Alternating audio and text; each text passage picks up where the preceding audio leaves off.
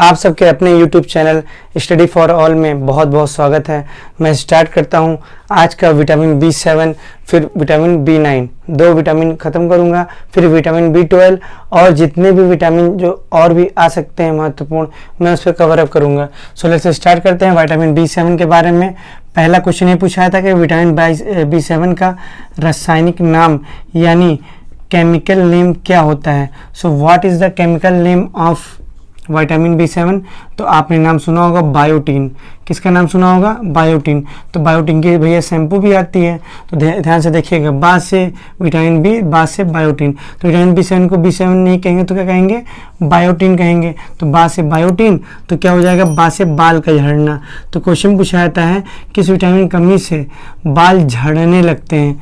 तो vitamin B की अगर कमी हो जाएगी, अगर सी क्या हो जाएगा भैया?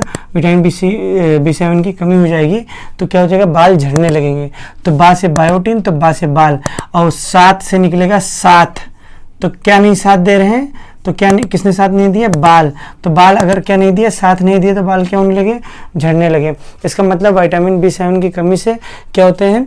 बाल झड़ने लगते हैं। नेक्स्ट क्वेश्चन की बात की जाए तो नेक्स्ट क्वेश्चन क्या बनता है? इसका दूसरा नाम क्या है? बात की जाएगी तो देखिएगा ध्यान से, इसका दूसरा नाम विटामिन H के नाम से भी जाना जाता है। ध्यान से देखिएगा, इसका दूसरा नाम अगर बात की जाएगी तो इसे विटामिन H के नाम से जाना जाता है। किस विटामिन के नाम से जाना जाता है भैया? तो विटामिन H के नाम से जाना जाता है। तो what is the another name of vitamin B7? तो विटामिन H। अब विटामिन H क्यों कहते हैं? तो H क्यों नाम पड़ा? तो ध्यान से देखिएगा, जैसे G फॉर बताया था, B2 को विटामिन G कहते हैं। G फॉर ग्रोथ में बताया था, किसमें ग्रोथ करता है वो? चाइल्ड यानी बच्चों में। तो H फॉर, यहाँ पे H फॉर क्या हो जाएगा? तो H फॉर हेयर। तो हेयर ही तो इसमें गिरते हैं, मतलब हेयर मतलब बाल झड़ने लगते हैं, तो हेयर के लिए बहुत अच्छा माना जाता है विटामिन, इसीलिए H फॉर विटामिन H के नाम से जाना जाता है। और अगर बात की जाए, बहुत ही मोस्ट इंपॉर्टेंट क्वेश्चन है, इससे anti egg white injury factor भी बोला गया है। तो क्वेश्चन पूछा गया है कि किस विटामिन को एंटी एग, बहुत ध्यान से पढ़िएगा या सुनिएगा, anti egg white injury factor, anti egg white injury factor किस विटामिन को कहते हैं? तो ये किसको कहते हैं? विटामिन B7 को। देखिए, अंडे की जो जर्दी होती है, यानी उसमें कौन सा विटामिन पाया जाता है? तो अंडे की जो जर्दी होती है उसमें विटामिन B7 पाया जाता है। क्या पाया जाता है भैया? विटामिन B7 पाया जाता है। इतने में कोई समस्या नहीं। क्वेश्चन पूछाएगा एक और कि वह कौन सा विटामिन है जो वसा के निर्माण में यानी फैट के फॉर्मेशन में मदद करता है। तो वसा के निर्माण में यह सहायक है। किसके निर्माण में भैया? वसा के निर्माण में यह क्या है भैया? सहायक माना जाता है। तो this is the very most important question.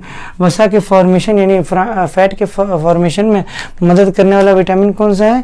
तो विटामिन B7 हो जाएगा। और अगर बात की है नेक्स्ट क्वेश्चन की, क्वेश्चन पूछा जाता है किस विटामिन को सल्फर युक्त विटामिन भी कहा गया है। सो इसे किस और विटामिन के नाम से जाना जाता है?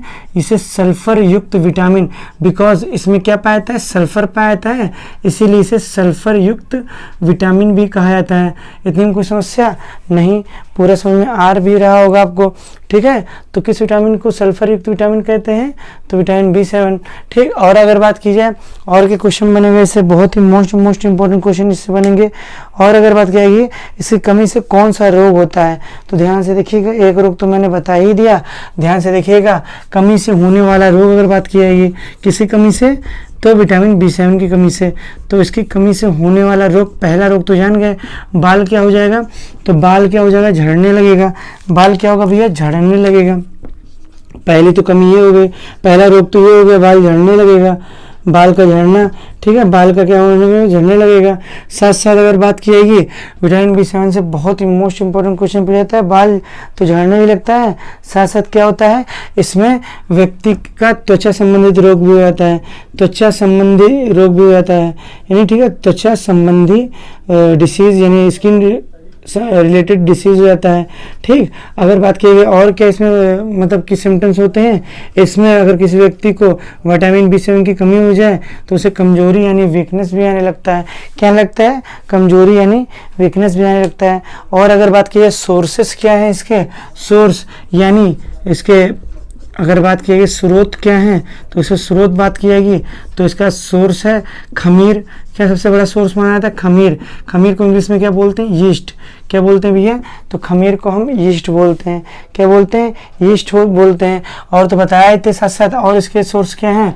तो फल खाइए, ठीक है, अंडा तो मैंने बता ही दिया, फल, अंडा, सब्जी की मात्रा भरपूर लीजिए, ठीक है, अंकुरित अनाज खाइए।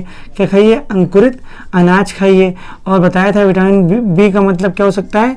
मांस और मछली। तो मांस मछली का सेवन भी कीजिए, ठीक है। तो इससे आपको विटामिन B7 की प्राप्ति होगी। तो इसका स्क्रीनशॉट ले लीजिए। फिर मैं आगे बढ़ता हूँ विटामिन B9 की तरफ, जो कि बहुत ही मोस्ट इंपॉर्टेंट टॉपिक है। एक बार देखूँ पूरा आ रहा है या नहीं।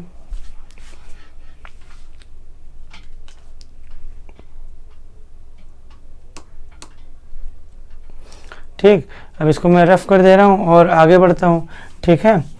उम्मीद करता हूँ समझ में आ रहा होगा आपको। अब विटामिन B7 हो गया। अब विटामिन B7 के बाद क्या आएगा? विटामिन B8 होता नहीं है, तो विटामिन B7 के बाद क्या आएगा? विटामिन B9 हो जाएगा। क्या हो जाएगा भैया? Vitamin B9। बहुत ध्यान से समझिएगा, बहुत ही अच्छा लग रहा होगा आपको, नॉलेज भी मिल रही होगी। सो देखिएगा विटामिन B7 के बाद क्या आएगा? Vitamin B9। क्या आ जाएगा? Vitamin B9। ठीक, अब आगे बढ़ते हैं विटामिन B9 की तरफ। तो विटामिन B9 का रासायनिक नाम क्या होता है? फॉलिक एसिड होता है। क्या होता है? So what is the chemical name of vitamin B9?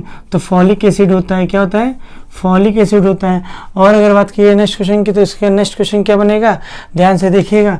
इसमें एक क्वेश्चन पेपर में आया भी हुआ है कि किस विटामिन को विटामिन M के नाम से जाना जाता है। तो इसे विटामिन M भी कहा जाता है। इसे क्या कहा जाता है? विटामिन M बोला जाता है। तो किस विटामिन को विटामिन M बोला जाता है, या विटामिन B9 का दूसरा नाम क्या है? तो विटामिन M है। और ध्यान से देखिएगा, एक और क्वेश्चन पूछा जाएगा कि ये किसके फॉर्मेशन करता है? तो RBC का निर्माण करता है। किसका निर्माण करता है? RBC का निर्माण करता है, यानी रेड ब्लड कार्सेल्स का निर्माण करता है। साथ साथ बात करिए किसका निर्माण करता है? तो DNA का भी फॉर्मेशन करने में मदद करता है, यानी DNA का भी निर्माण करता है। ठीक, तो इतनी में कोई समस्या। और अगर RBC का निर्माण हो रहा है, यानी आपका हीमोग्लोबिन भी सही रहेगा। अगर यही RBC कमी हो जाएगी तो कौन सा रोग हो जाएगा? तो एनीमिया नामक रोग हो जाएगा। कौन सा रोग हो जाएगा? एनीमिया। और एनीमिया को बोलते हैं रक्त अल्पता। रक्त अल्पता मतलब रक्त मतलब खून, और अल्पता मतलब कमी, यानी खून की कमी हो जाएगी। ठीक, अगर नेक्स्ट क्वेश्चन की बात करें, देखिए क्वेश्चन पूछाएगा, ये क्वेश्चन ये पूछा गया है कि इससे THF को एंजाइम बनाता है। इससे क्या होता है? ये कौन सा एंजाइम बनाता है? तो विटामिन B9 जो होता है THF, क्या नाम है? THF नाम का को एंजाइम बनाता है। ठीक है, को एंजाइम बनाता है। और ये THF को एंजाइम का वर्क क्या होता है? तो ये केंद्रक अम्ल यानी न्यूक्लिक एसिड। केंद्रक अम्ल को क्या बोलते हैं? न्यूक्लिक एसिड बोलते हैं। क्या बोलते हैं भैया? Nucleic acid. तो केंद्रक अम्ल को क्या बोलते हैं? न्यूक्लिक एसिड का ये क्या करता है? फॉर्मेशन करता है, यानी क्या करता है? निर्माण करता है। तो एक बार फिर समझा देता हूँ, देखिएगा क्या होता है विटामिन B9 THF नाम का एंजाइम का फॉर्मेशन करता है, और THF नाम का कोई एंजाइम का करता है? केंद्रक अम्ल यानी न्यूक्लिक एसिड का फॉर्मेशन करता है। साथ साथ बताइए विटामिन B9 का रासायनिक नाम यानी केमिकल नेम क्या है? तो फॉलिक एसिड। विटामिन B9 को विटामिन M भी बोलते हैं। ये जो विटामिन B9 है ये RBC का फॉर्मेशन करता है, साथ साथ DNA का फॉर्मेशन करता है। अगर RBC कमी हो जाएगा तो एनीमिया यानी खून की कमी, जिसे रक्त अल्पता भी बोलते हैं। और अगर नेक्स्ट क्वेश्चन की बात की जाए तो ध्यान से देखिएगा, ठीक है। अगर बात किया जाएगा, एक बहुत ही मोस्ट इंपॉर्टेंट क्वेश्चन अगर टफ पूछा जाएगा तो बताया जाएगा कि अगर गर्भ में बच्चा पल रहा हो, अगर किसमें भैया? गर्भ में, ठीक है, यूट्रस में, गर्भाशय जिसे बोलते हैं। गर्भ में अगर बच्चा हो तो बच्चे का क्या करता है? बच्चे का स्नायु तंत्र डेवलप करता है। क्या करता है? स्नायु तंत्र यानी लिगामेंट सिस्टम डेवलप करता है। लिगामेंट सिस्टम, क्या करता है, लिगामेंट सिस्टम डेवलप करता है। क्या करता है, डेवलप करता है। तो इतना उम्मीद करता हूँ समझ में आ रहा होगा। तो गर्भ में पल रहे बच्चे का स्नायु तंत्र यानी लिगामेंट सिस्टम क्या करता है, डेवलप करता है। So this is the very most important question. ठीक है, तो और अगर बात की जाएगी तो ये समझ ही गए होंगे। तो अगर इसकी कमी हो जाएगी तो कौन सा रोग विटामिन B9 की कमी से, एनीमिया नामक रोग होगा। So this is the end of the video. Thank you, बहुत कुछ समझ में आया होगा। लगे रहिए, पढ़ते रहिए, मस्त रहिए, स्वस्थ रहिए और RRB की तैयारी करते रहिए।